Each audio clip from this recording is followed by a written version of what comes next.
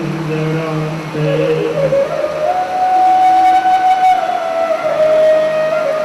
अव्ययैव मे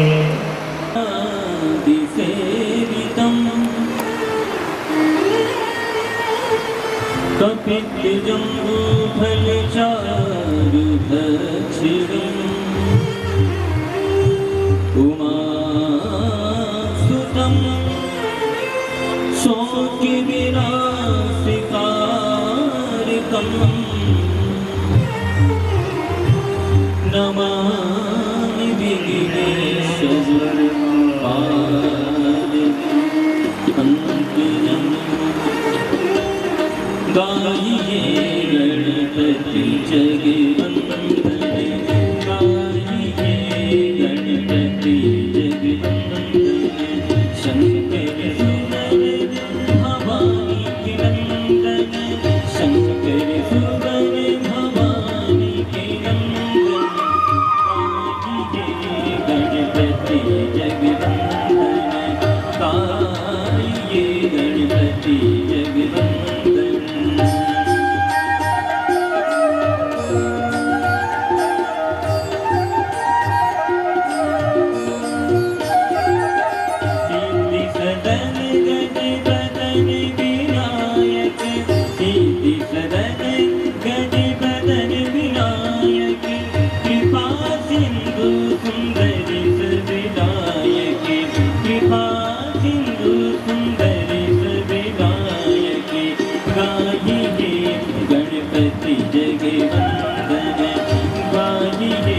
गणपति जगवंदन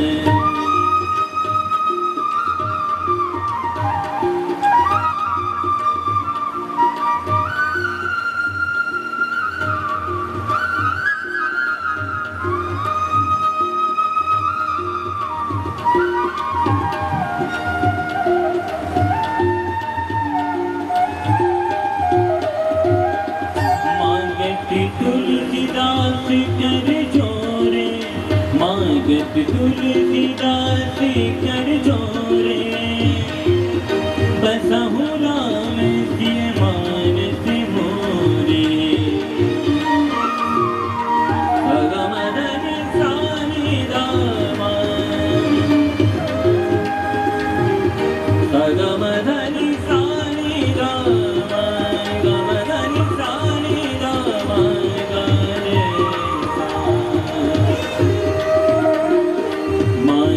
तुलसीदास कर जोरे मांगत तुलसीदास कर जोरे बसहु राम सिय मानस मोरे गाइए गणपति जगवंदन गाइए गणपति जगवंदन शंकर सुवन भवानी के नंदन शंकर सुवन भवानी के नंदन गाइए गणपति जगवंदन गाइए गणपति जगवंदन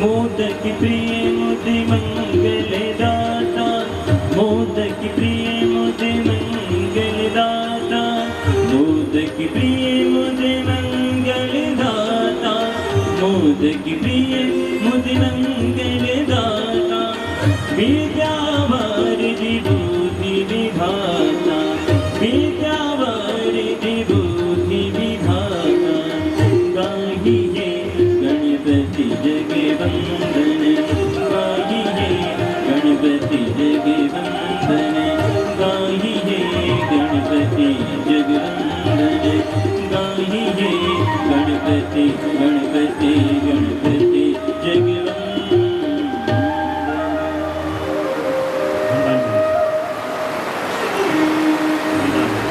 श्री गुरु चरण सरोज रज निज मन मुकुर सुधार बरनौ रघुवर बिमल जस जो दायक फल जाय बुद्धिहीन तनु जान पवन कुमार बलि बुद्धि विद्या देहु मोहि हरं कलेश विकार। जय हनुमान ज्ञान गुण सागर जय कपीस तिहु लोक उजागर। रामदूत तुलित बल धामा अंजन पुत्र पवन सुत नामा। महावीर विक्रम बजरंगी कुमति निवार सुमत के संगी। कंचन बरन विराज सुवेसा कानन कुंडल कुंचित केसा। हाथ वज्र और ध्वजा विराजे कांधे मूज जनेऊ साजे। शंकर सुवन केसरी नंदन तेज प्रताप महाजगवंदन। विद्यावान गुणी प्रजापति राम काज करबे को आतुर। ब्रह्मचरित्र सुनबे को रसिया राम लखन सीता मन बसिया। सूक्ष्म रूप धरि सिय दिखावा विकट रूप धरि लंक जरावा। भीम रूप धरि असुर संहार रामचंद्र जी काज सवार। लाए सजीवन लखन जियाए श्री रघुवीर हरषि उर लाए। रघुपति कीन्ही बहुत बड़ाई तुम मम प्रिय भरत सम भाई। सहस बदन तुम रोजस गावे बस कैसी कंठ लगावे। सनकादिक ब्रह्मादि मुनीसा नारद सारद सहसे अहिसा। जम्बो कुबेर दिगपाल जहाते सब कोविद के सके कहाते। तुम युगपाल सुग्रीव तेरा राम मिलाए राजपद देना। तुम राम विभीषण माना लंकेश्वर भय सब जग जाना। जुग सहस्र योजन परवाना बीजों ताहि मधुर बल जाना। रघुबुद्ध का मिल मुख माई जलद लांग गया दुर्गम काज जगत के जीते। सुगम अनुग्रह तुम रे राम दुआरे तुम रखवारे। होते ना क्या बिन पैसारे सब सुख लहे तुम्हारी शरण। तुम रक्षक काहू को डरना आपन तेज समारो आपै तीनों लोक। भूत पिशाच निकट नहीं आवे महावीर जब नाम सुना। नासे रोग हरे सब पीरा जपत निरंतर हनुमत वीर। संकट ते हनुमान छुड़ावे मन क्रम वचन ध्यान जो लावे। सब पर राम तपस्वी राजा जिनके काज सकल तुम साजा। और मनोरथ जो कोई लावे सोई दुख जीवन फल पावे। सारा जुग परताप तुम्हारा है प्रसिद्ध जगत उजियारा। साधु संत के तुम रखवारे असुर निकंदन राम दुलारे। अष्ट सिद्धि नौ निधि के दाता असवर वीर जानकी माता। राम रसायन तुमरे माता सदा रहो रघुपति के दाता। तुमरे भजन राम को पावै जन्म जन्म के दुख बिसराई। अंत काल रघुवर पुर जाई जहाँ धर्म हरि भक्ति कहाई। और देवता चित्त न धरै हनुमत से सर्व सुख करे।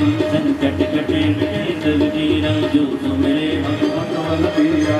जय जय जय हनुमान गोसाई कृपा करो गुरु देवी कीनाई।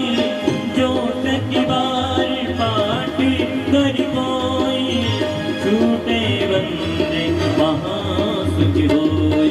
जूए पर हनुमान चालीसा होई सिद्धि साखी गौरी। तुलसीदास सदा हरि चेरा कीजय नाथ हृदय नहीं डेरा। पवन तनय संकट हरण मंगल मूर्ति रूप। राम लखन सीता सहित हृदय बसो सुरभूप। सियावर राम जय जय राम मेरे प्रभु राम जय जय राम। सियावर राम जय जय राम जय जय राम जय जय राम जय जय राम।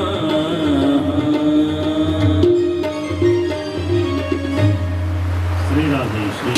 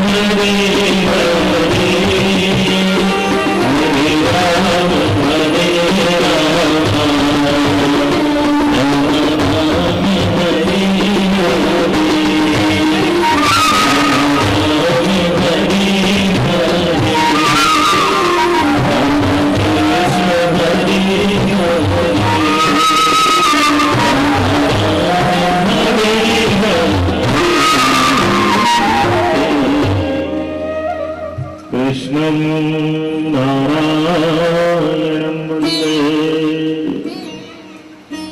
कृष्णं वन्दे व्रजाप्रियं कृष्णं द्वैपायनं वन्दे कृष्णं वन्दे प्रभासतम्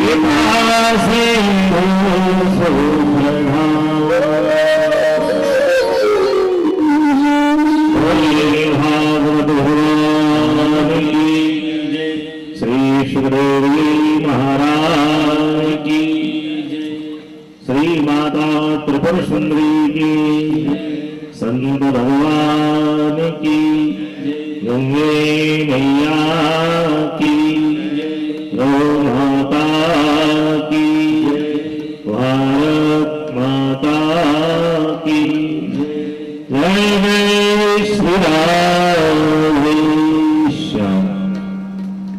प्रसन्न चित्त होकर दत्त चित्त होकर परम दयालु करुणा करुणालय भक्त वांछा कल्प करो भगवान नंदन वसुदेव नंदन यशोदा नंदन देवकी नंदन श्री कृष्ण के वांग्मय स्वरूप ये है श्रीमद् भागवत।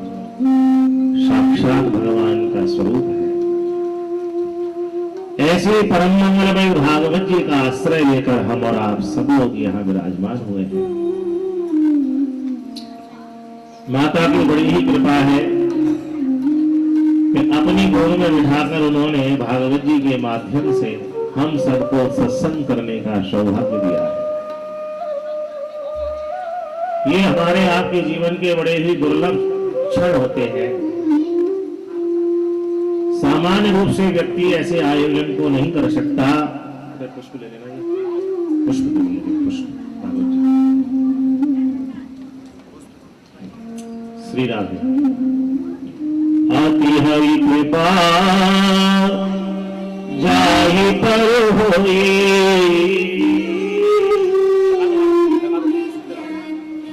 ठाकुर जी बोला अपार सोई। भगवान की जब विशेष कृपा मनुष्य के ऊपर होती है तभी जाकर वो ऐसे आयोजन को कर पाता है और उसका लाभ ले पाता है।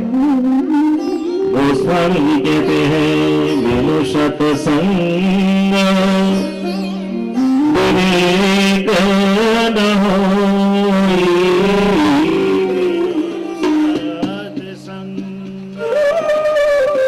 विवेक न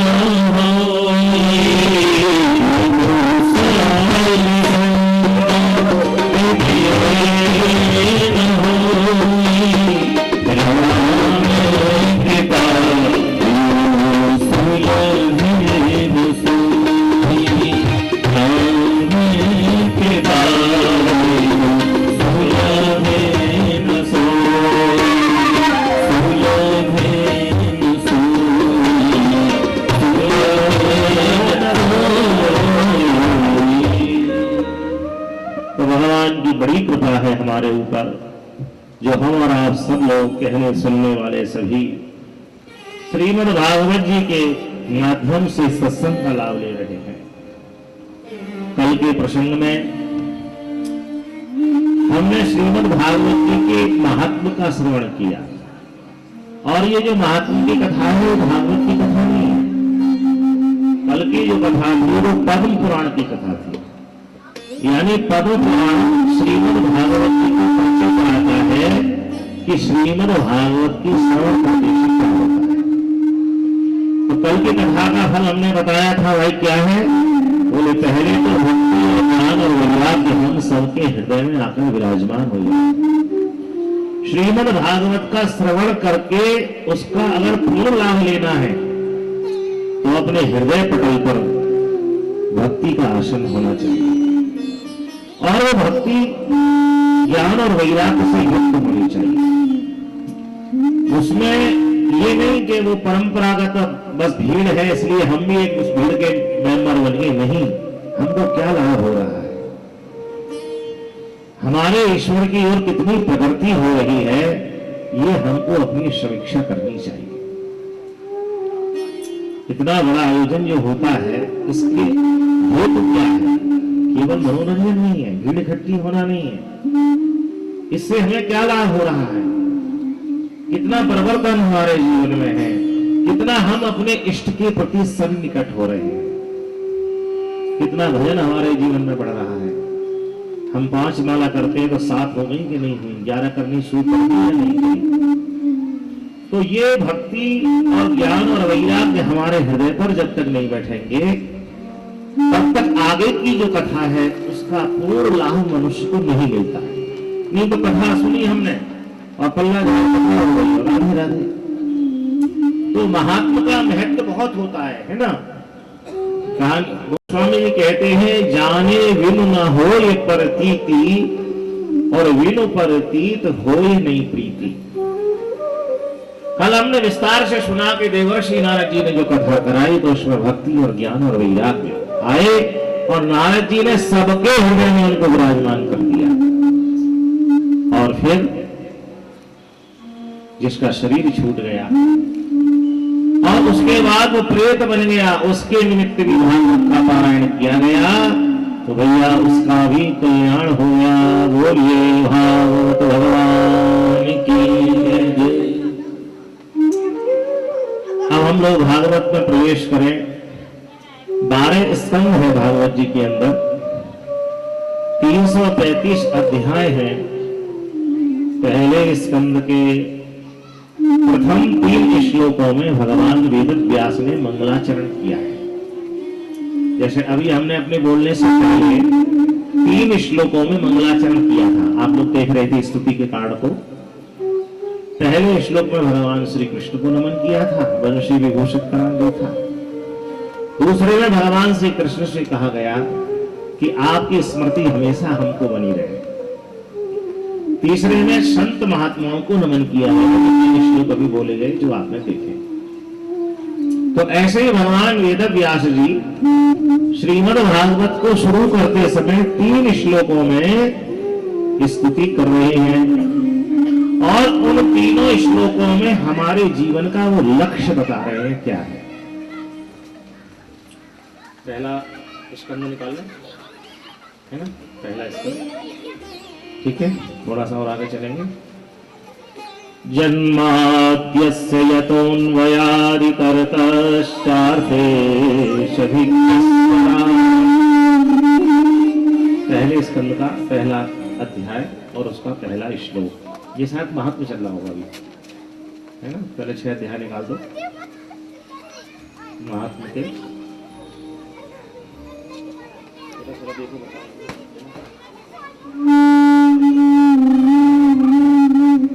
जन्माद्यस्य यतोऽन्वयादितरतश्चार्थेष्वभिज्ञस्वराट्। तेने ब्रह्महृदाः आदिकवये मुह्यन्त यः सूरयः। तेनो वारिमृदां यथा विनिमयो यत्तत्र शर्वभूषा। अध्वाम्ना स्वेन सदा निरस्तकुहकं सत्यं परं धीमहि। तो पहला श्लोक हुआ। पहला श्लोक में हम सबके जीवन का लक्ष्य बताया गया है कि क्या है। भगवान वेद व्यास कहते हैं हम सबके जीवन का लक्ष्य है सत्यम परम धीमहि। क्या? सत्य रूपी सत्ता को प्राप्त करने का लक्ष्य हमें रखना चाहिए। जैसे कि कोई स्टूडेंट 10वीं के आसपास आ जाता है तो वो अपना एक लक्ष्य रख लेता है मुझे कॉमर्स साइट में जाना है, पीसीएम में जाना है, पीसीबी में जाना है, आर्ट साइट में जाना है, आईएएस बनना है, पीसीएस बनना है, डॉक्टर बनना है, इंजीनियर बनना है, इत्यादि इत्यादि, सीए बनना है। तो ऐसे ही वास्तविकता यह है कि हमारे जीवन का लक्ष्य क्या है।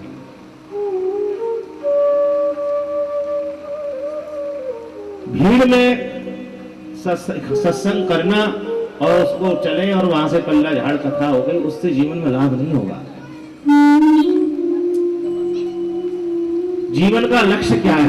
जब हम लोग पढ़ते थे, आपके यहाँ भी रहा होगा हिमाचल गवर्नमेंट की साहित्य में, तो साहित्य में एक श्लोक आता था 8वीं 9वीं में, सुभाष तानी कहते थे उसको कि एषां विद्यान तपोनदानं ज्ञानं न शीलं न गुणो न धर्मः ते मृत्युलोके भुविभारभूता मनुष्यरूपेण मृगाः। जिनके जीवन में लक्ष्य निर्धारित होकर जब तब यज्ञ साधन नहीं है उस लक्ष्य के लिए, वो पशु ही है। बेसिक जानकारी सभी में हो, लेकिन केवल उनका जीवन यदि भोग और विलास में ही जा रहा है तो फिर तो वो पशु ही है। इसलिए भगवान वेद व्यास ने सबसे पहले श्लोक में कहा सत्यम परम धीमहि। पहले गांठ ये बांध लो अपने पल्लू में कि सत्य रूपी सत्ता को प्राप्त करना है। अब वो सत्य रूपी जो सत्ता है उसका रूप बता रहे हैं, वो है कैसा। तो देखिए पहले श्लोक में निर्गुण ब्रह्म का निरूपण किया जा रहा है। कल बात समझानी थी तो वहां पर सगुण साकार को रखा, श्री कृष्णाय वयं नमः। कल मैंने इसकी व्याख्या करी थी, सच्चिदानंद रूपाय विश्वोत्पत्त्यादि हेतवे तापत्रय विनाशाय श्री कृष्णाय वयं नमः, है ना। तो जैसे कि कोई टीचर पढ़ाती है बच्चे को 5वीं के को और कह रही है बेटा एक गाय होती है ना, उसके सिंग दो सिंग होते हैं, उसके नीचे 2 कान होते हैं, ऐसा उसका मुंह होता है। अब वो बच्चा समझ नहीं रहा, स्टूडेंट ने, टीचर ने क्या करा, वो अगले दिन एक प्लास्टिक की गाय 10-20 रुपए की खिलौने वाली मिलती है, उसको लाके टेबल पर रख दिया और समझा दिया कि ये गाय। ऐसे ही भगवान की सत्ता को समझाने के लिए, महत्व को समझाने के लिए कल भगवान वेद व्यास जी ने एक स्वरूप रखा, श्री कृष्णाय वयं नमः। लेकिन अनावतार अवस्था में जब वो भगवान इस पृथ्वी पर अवतार लेकर नहीं आए तो उस अवस्था में किस रूप में विद्यमान है उसका निरूपण पहले श्लोक में किया है। हाँ जी तेजस्वी। जन्माद्यस्य यतः, जन्माद्यस्य यतः ये सूत्र में बात कह दी गई है। पूरा श्लोक है वेद में, यतो वा भूतानि जायन्ते तेन जातानि जीवन्ति यत् प्रविशन्ति।